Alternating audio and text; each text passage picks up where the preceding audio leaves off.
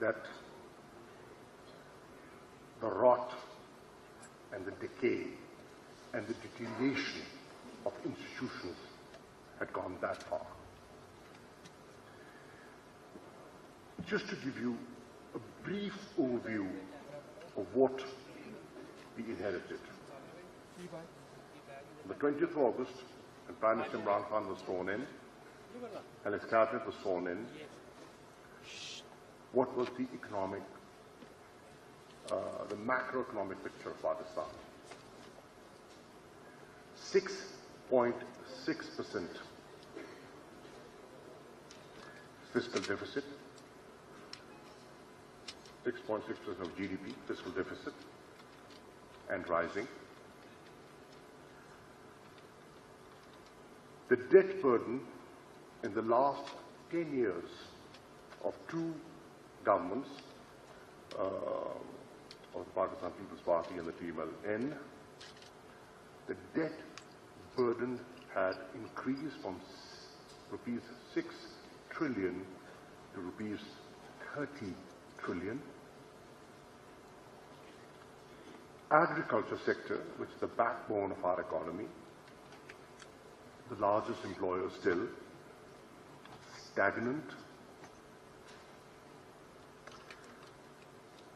And historically, economists have shown that when we perform better in the agriculture sector, the economy takes off.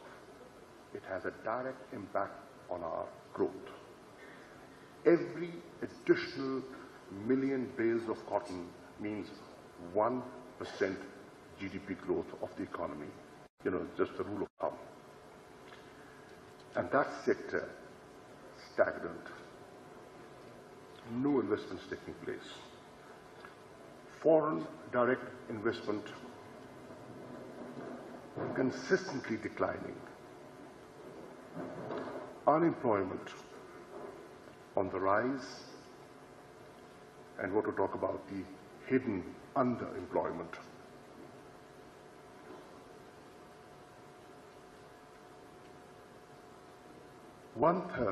Almost one third of the country living beneath the poverty line. And in some areas, the other day I was with the Prime Minister in a place called, district called Tharparkar.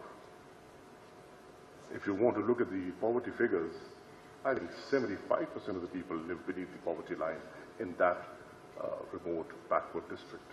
So it varies, but generally one third living beneath the poverty line. And poverty alleviation is one of the key objectives of Prime Minister Imran Khan's government. You've often heard him talk about the modern-day miracle of China, in which in the last 3 decades, something like 80 million people were lifted out of poverty. That's some achievement. And I was with him when he was meeting President Xi Jinping, and he said, "This is what I admire of, of your nation and your leadership, how you've done it in the last 3 decades. 80 million people out of poverty." So, in short, all the macroeconomic indicators pointing in the wrong direction. This is the Pakistan that we assumed responsibility of on the 20th of August last year.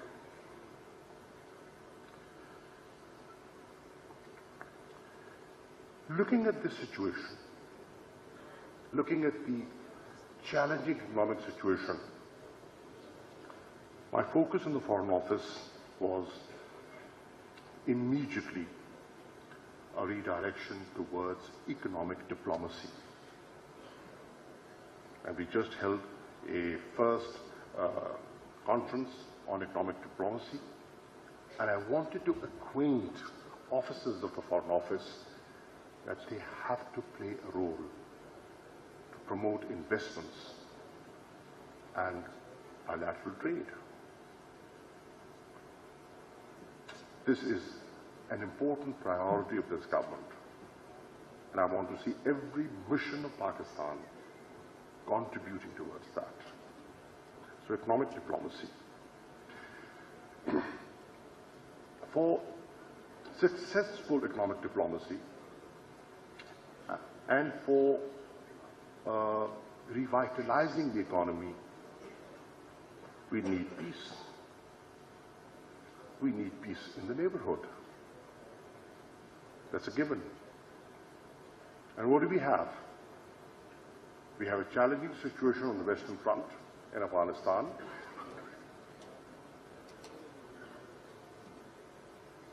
And we have a situation brewing on the Eastern Front.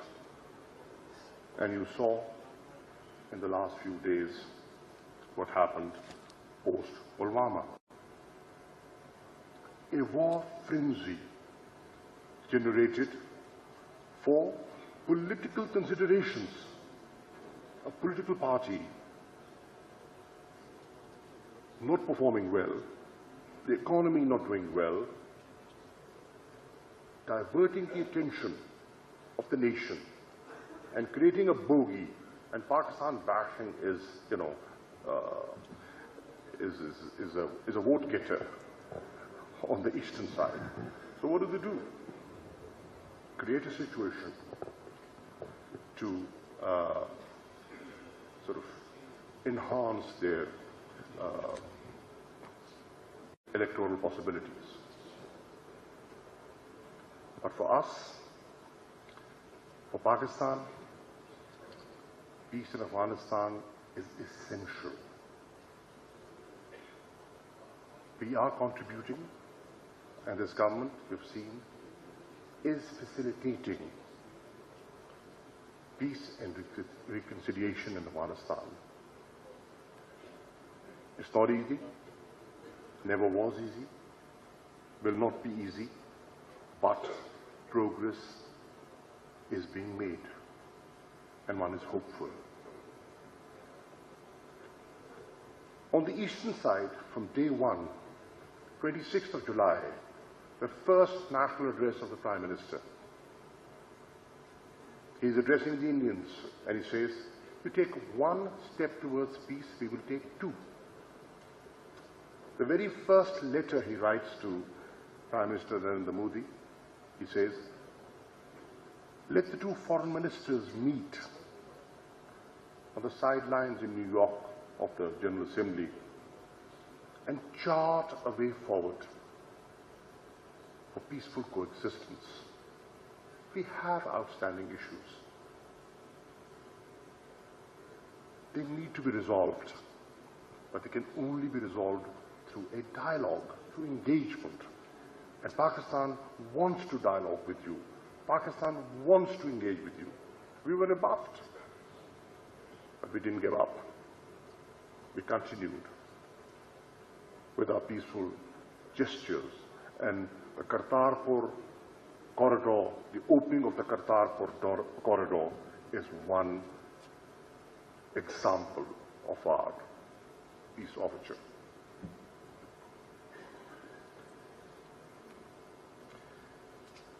With Iran,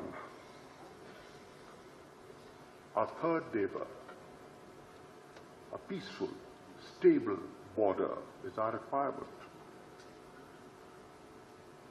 China, our other neighbor and our strategic partner, friend, a very good, sound relationship. But how to convert that relationship into an economic partnership is what we are looking at. And it is happening. It is happening because we are focusing, our priorities are different. The priorities of this government have been very clearly spelled out when we negotiated phase 2 of CPAC. And we have talked about how China can help Pakistan increase agricultural productivity through research and technology transfer. How China can relocate labor-intensive industry to Pakistan for employment generation and jobs for our youth. And mind you, 65% of our population falls in the category of youth.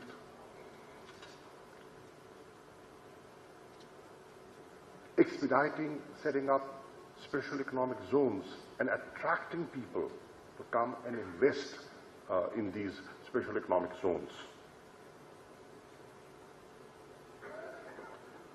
Obviously, this is different from the priorities of the last government. They had focused on metros and orange trains, which in our opinion would require subsidy from the taxpayer. And a country which is already in a fiscal deficit, this becomes increasingly difficult.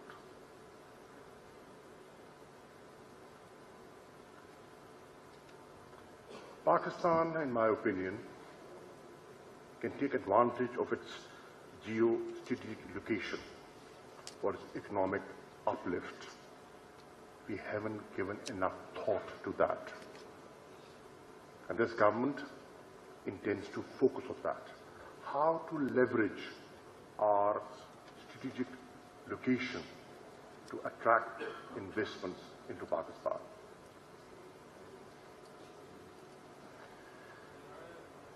The Prime Minister has been focusing on attracting investments, and you've seen just a few weeks back the Crown Prince of Saudi Arabia visiting Pakistan, visiting Islamabad, and signing MOUs worth $20 billion of investment in Pakistan.